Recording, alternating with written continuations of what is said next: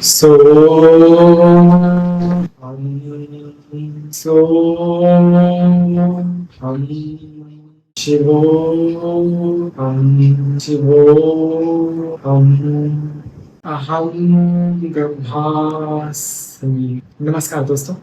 इन वाक्यों को आपने कहीं ना कहीं और कभी न कभी तो सुना अवश्य ही होगा, पर क्या कभी आपने सोचा कि इन वाक्यों की रचना के पीछे हमारे ऋषियों और आचार्यों का क्या चिंतन रहा होगा, क्या अनुभूति उन्हें हुई होगी, वे किस अवस्था में थे जब उन्होंने ऐसा दिव्य सत्य देखा, ऐसा अद्भुत अनुभव उन्होंने किया कि उसके परिणाम स्वरूप 108 उपनिषदों में हमें उस ब्रह्म स्वरूप को जानने का मार्ग बता दिया। ऋषियों ने कहा, शिवोहम, मैं शिव हूँ, अहम ब्रह्मास्मि, मैं ब्रह्म हूँ। तो यह उन्होंने किसके लिए कहा? अपने लिए कहा, अपने शिष्यों के लिए कहा, या फिर हम सब के लिए कहा? फिर हमारे लिए कहा तो हमें तो ब्रह्म के लक्षण नहीं दिखाई देते, दिखने चाहिए थे। तो ऐसा क्या हुआ? कौन सी अविद्या ने मुझे घेर लिया, कौन सी माया ने मुझे जकड़ लिया, जिससे मुझे भ्रम हो रहा है और मैं ब्रह्म की स्थिति से च्युत होकर दीन दशा को प्राप्त हो रहा। तो आइए दोस्तों, इस वीडियो में हम जानेंगे उस विधि के बारे में जिससे हम ब्रह्म भाव में स्थित रह सकें और दुखों को छोड़कर आनंद की स्थिति को प्राप्त करें। विधि का पहला चरण है कि ऋषियों ने कहा, जाओ किसी गुरु के समीप जाओ, ब्रह्म का चिंतन करो, आत्मा के स्वरूप को पहचानो। और यही तो उपनिषदों का वास्तविक अर्थ है, गुरु के समीप बैठकर अध्ययन करना, अपने जीवन को सार्थकता प्रदान करना। तो आइए दोस्तों, आज हम इस छोटे से दिखने वाले परंतु अनंत गहराई वाले इस वाक्य के बारे में समझें, जो समस्त वेदों का सार है और आत्मबोध की चाबी भी। दोस्तों, अहम ब्रह्मास्मि का शाब्दिक अर्थ है अहम यानी कि मैं, ब्रह्मास्मि ब्रह्म हूँ यानी कि मैं ब्रह्म हूँ। ब्रह्म शब्द की बात करें तो ब्रह्म ब्रह धातु से आया है, जिसका अर्थ है विस्तार।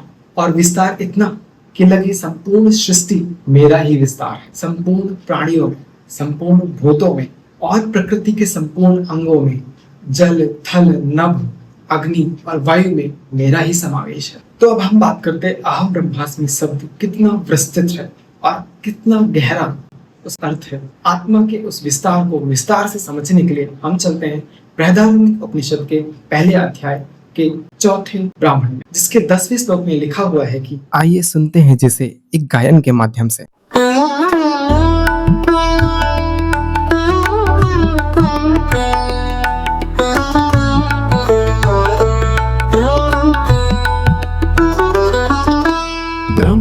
वेदमङ्गल आसीत् सर्वं तत् शून्यमभूत् तदात्मनम् अनुभूतम् अहं ब्रह्मास्मीति सूक्तम् अहं ब्रह्मास्मि सत्यं जानम् अनन्तं ब्रह्महं ब्रह्मास्मि शाश्वतं शिवं सुन्दरम्।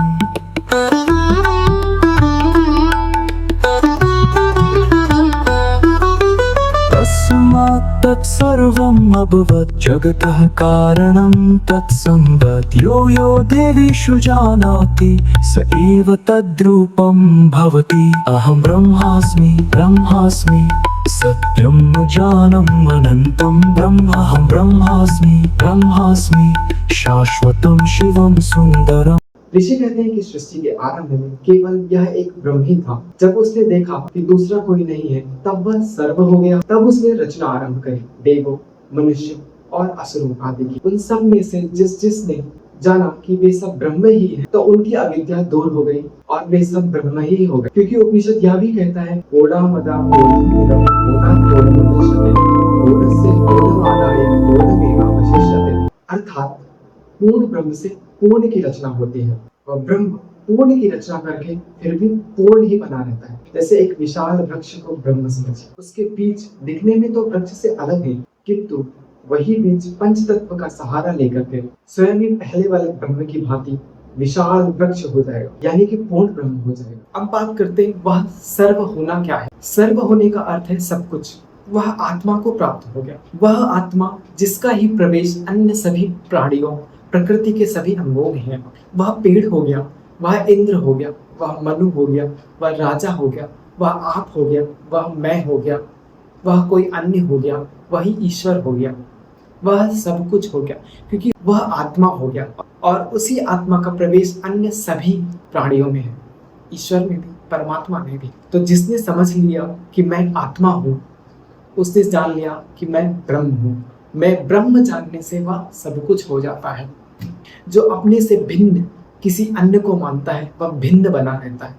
वह अहंकार से ग्रसित रहता है। वह समझता है कि यह मैं हूँ, वह कोई अन्य है, यह कोई दूसरा है। तो उसके प्रति वह द्वेष, ईर्ष्या आदि रख सकता है। किंतु जब वह जानता है कि वह मैं किसी अन्य से भिन्न नहीं हूँ, वह उसके प्रति प्रेम रखता है, वह उसके प्रति आत्मीयता रखता है और वह सभी बंधनों से मुक्त होते चला जाता है। अब बात करते हैं उसी 10वें श्लोक के दूसरे तथ्य की, जो कि कहता है कि जो व्यक्ति यह सोचकर अन्य देवताओं की उपासना करता है कि मैं उनसे भिन्न हूँ और वे अलग हैं, वह वास्तव में अज्ञानवश ऐसा करता है। जब तक मनुष्य मैं और देवता अलग हैं इस द्वैत भाव में रहता है, तब तक वह देवताओं का साधन है, ब्रह्म का नहीं। देवता प्रकृति के सूक्ष्म तत्वों के अधिपति हैं। जब मनुष्य उन्हें ही सर्वोच्च मान लेता है तो वह ब्रह्म की पूर्ण सत्ता को नहीं जान पाता। और देवता स्वयं भी नहीं चाहते कि मनुष्य ब्रह्म को जाने, क्योंकि तब उन्हें जो बल, यश और पूजन मनुष्यों से मिलता है वह रुक जाएगा। तो जैसे संसार में मनुष्य बहुत से पशुओं को पालन करता है, उनसे अपना कार्य करवाता है, वैसे ही प्रत्येक मनुष्य किसी न किसी देवता का पाल्य बनकर उसका कार्य करता है। इसलिए देवता नहीं चाहते कि मनुष्य अहम ब्रह्मास्मि यह सत्य जान ले, क्योंकि तब वह देवताओं की पूजा से ऊपर उठकर स्वयं ब्रह्म स्वरूप हो जाता है। वह देवता यह नहीं चाहता है कि मेरा कोई अनुसरण करने वाला ना हो, मेरी कोई पूजा करने वाला। तो जब अपने आप को आप ब्रह्म समझते हैं, वह एक आत्मा समझते हैं, तब आप स्वयं ही देवता हो जाते हैं, आप स्वयं ही ईश्वर हो जाते हैं। और जब आपने यह जान लिया कि अन्य कोई भी मनुष्य आपसे भिन्न नहीं है, तब कैसे उसके प्रति आपको काम वासना जागेगी, कैसे को उसके प्रति क्रोध जागेगा, कैसे आपको उससे लोभ होगा, मोह होगा।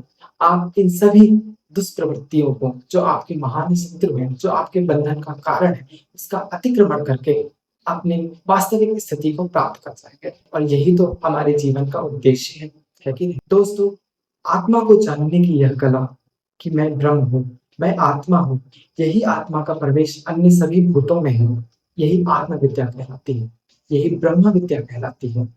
और यह विद्या ब्रह्मास्त्र, जिससे आपके संपूर्ण दुखों का नाश संभव है। यह विद्या ब्रह्मास्त्र विद्या इसलिए है क्योंकि जिस प्रकार ब्रह्मास्त्र के आगे कोई अस्त्र शस्त्र ठहर नहीं सकता, उसी प्रकार दुख को दूर करने के लिए यह ब्रह्म भाव ही एकमात्र ऐसा अस्त्र है जो उसका समूल नाश करने में सक्षम। काम, क्रोध, लोभ, मोह, ईर्ष्या और मद, ये जो हमारे 6 शत्रु हैं, इनसे दूर करने का एकमात्र अस्त्र है ब्रह्मास्त्र।